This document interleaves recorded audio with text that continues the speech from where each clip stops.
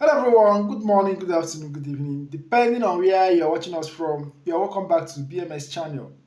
Please, I want to begin this video by asking this question. Do we really want Nigeria to be better? Do we really want Nigeria to be better? Because I've seen a lot of persons who are coming out to talk about Nigeria, and Nigerians are really not happy. They are blasting the people who are even saying the truth about Nigeria. The other time we saw what Davido did, the interview he granted, where he was exposing everything about Nigeria, and Nigerians are not happy about that video. Today, who is going viral now on the social media? It is not that person but Kemi. It is not that person but Kemi Badenoch. Kemi granted an interview, and in the interview that Kemi granted, I have watched that interview, and I will tell you that the whole thing that Kemi said in that interview is nothing but the truth. Yes, it's nothing but the truth. Kemi went as far as say one that Nigerian police that they are thieves, that they kidnapped the brother and they stole from the brother. Now, a lot of Nigerians are like trying to cover up Nigerian police. But look at this video. Is this how to arrest person? Just take a look at that picture there. Is this how to arrest a person? If not that YouTube will not allow some videos that I would have posted for us here to show you how Nigerian police operates, you will see that this lady knows what she is saying. She's right in what she's saying. Just take a look at what this lady said in this video. Use them to try and destroy us. Do you trust the British police? I do. But remember my experience with the police in Nigeria was very negative. And coming to the UK, my first experience with the police was very positive. The police in Nigeria would rob us. So when people say, "Oh, I had this bad experience with the police because I'm black and they're white," I was like, "Well, I remember the police stole my brother's shoes and his watch." His shoes? Yeah, they took his shoes and his watch. It's a very poor country, so people do all sorts of things, and giving people a gun is just a license to intimidate. But that's not the bar we should use for British police. Obviously, it should be much higher. But my experience was so positive. When I was burgled, for example, the police were there, very helpful. They eventually caught the person. This is 2004, so 20 years ago. The police did catch, they did catch criminals. And now we've given them too much to do, in my view. So the police are the first line of defense for everything. And I think that burden makes it a lot harder for them to actually do the basics. And that's another thing that we need to look at. Let's talk about some of the social issues that have exploded here. Also watch this video. Why is it that Nigerians don't like hearing the truth? There is nothing Kemi Badenoch has said about Nigeria that is not true. When I was in Nigeria, I was kidnapped by the police in Abuja, myself and my brother, in the heart of Abuja, in Wuse 2. In Wuse 2, I was kidnapped. And these guys said, "Oh, well, that they've spoken to the Alga in the night, in the dead of the night." They drove us around the suburbs, the suburban areas of Abuja. They threw us into the trunk. I actually struggle with anxiety and and claustrophobia. They threw me into the trunk of the car, myself and my younger brother. They harassed us. They told us that they could kill us, nothing will happen. They forcefully took our ATM cards from us, went and used POS, and withdrew how much? Over 500,000 naira. In fact, they took my AirPods. What are you guys talking about? Like, why is it that we are a very sentimental people? The Nigerian government, the Nigerian leadership is very poor. The Nigerian government is bad. Nigerians need help. Why? I might understand the political reasons why people do not like Kemi, but she's saying the truth. And I love the fact that she's saying the truth on a global platform so that people will see Nigeria for what Nigeria is. And by the way, when I talk about Nigeria, I'm not talking about Nigerians. Nigerians are great people, but we have a very ugly, impish set of political leaders. See, that night when I was in the trunk of that Toyota Matrix and all of these things were happening, I was with my anxiety pill, and I wanted to take my anxiety pill. And one of the policemen stopped me and he said, you think you want to commit suicide here? No be here where you go commit suicide. By the way, that's just one of my encounters. Have I also told you guys that A soldier in Nigeria, an army man in Nigeria, has actually said to me, we were actually in a bus. We were going to Abuja by road. That was many years ago. And something happened. Anyway, long story short is that he said to us that I can shoot you here and kill you and nothing will happen. And do you know what's funny? You might think that the threat is actually empty. Nothing will happen. If an army man shoots you in Nigeria, if a policeman shoots you in Nigeria, nothing will happen because they can frame you for being a thief. They can frame that you had drugs or, you did something. It is ridiculous. After that experience in Nigeria, I palpitate. I'm always suffering heart palpitations whenever I see the police.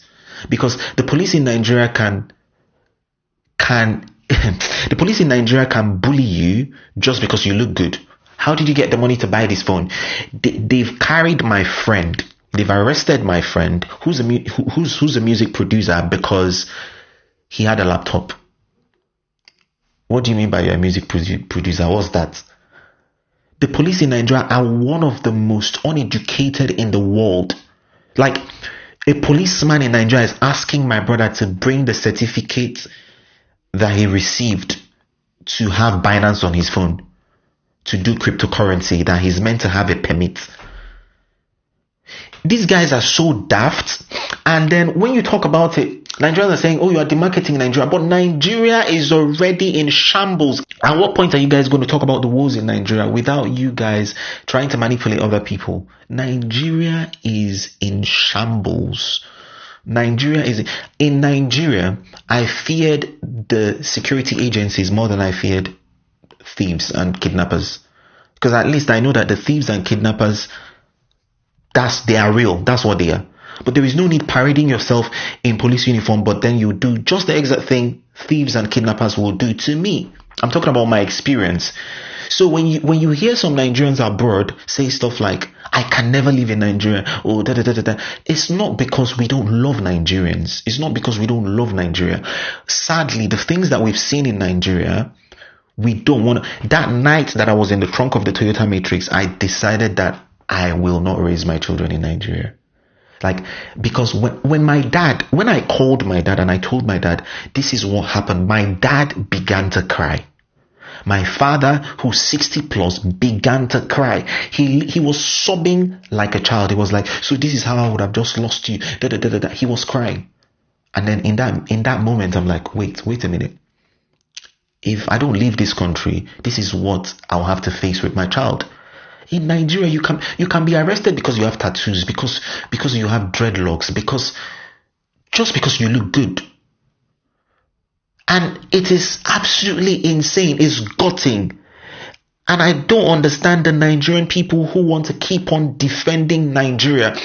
Everybody knows that Nigerians are great people.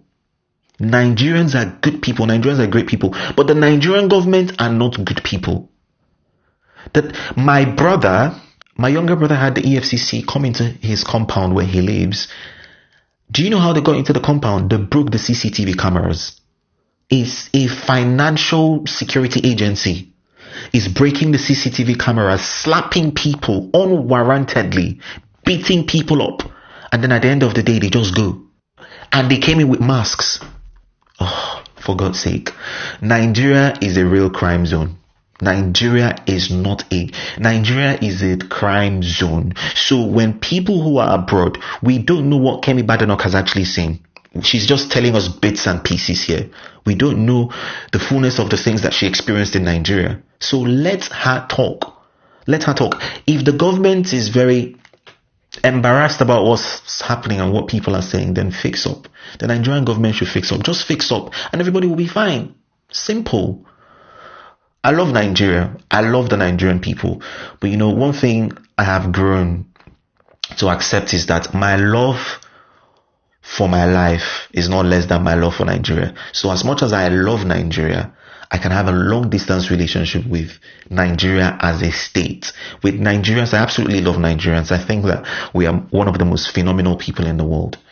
But yeah, let Kemi keep on talking. Now, you heard what this man is saying in this video.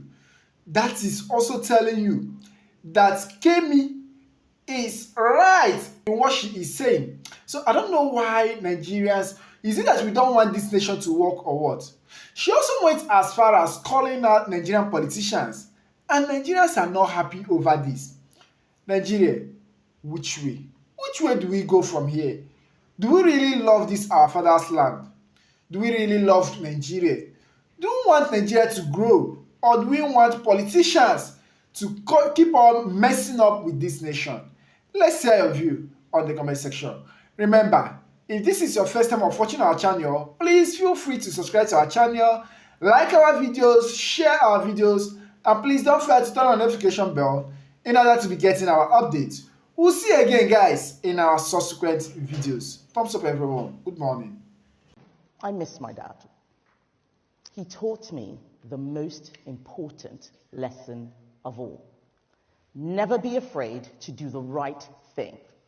No matter what people say about you, just do the right thing. My father taught me not to be afraid.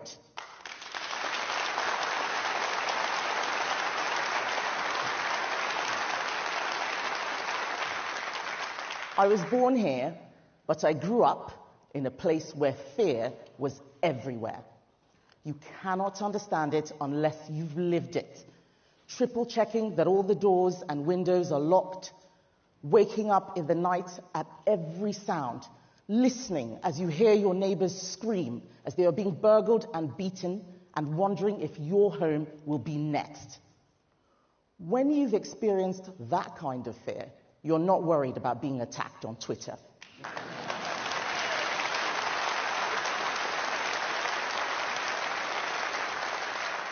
You appreciate how rare and precious it is to live in a country with security, democracy, equality under the law, and above all else, freedom. Free speech, free enterprise, free markets, conservative freedoms, conservative principles.